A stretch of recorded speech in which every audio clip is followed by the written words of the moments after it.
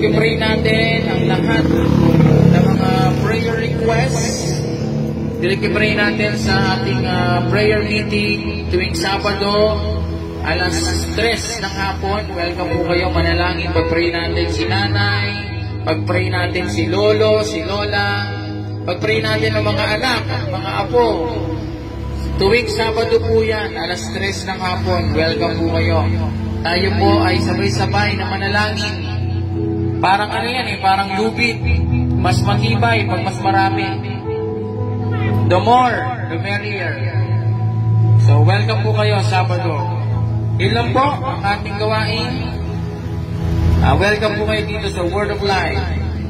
So, next Friday, sa ano naman po kami?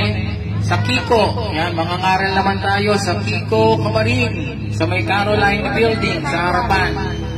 Pero kung mabigyan tayo ng chance, mga ngaral tayo sa harapan ng Save More. Sa may Kiko, ay mga ngaral tayo dyan. And then dito sa may baba, sa may Durian.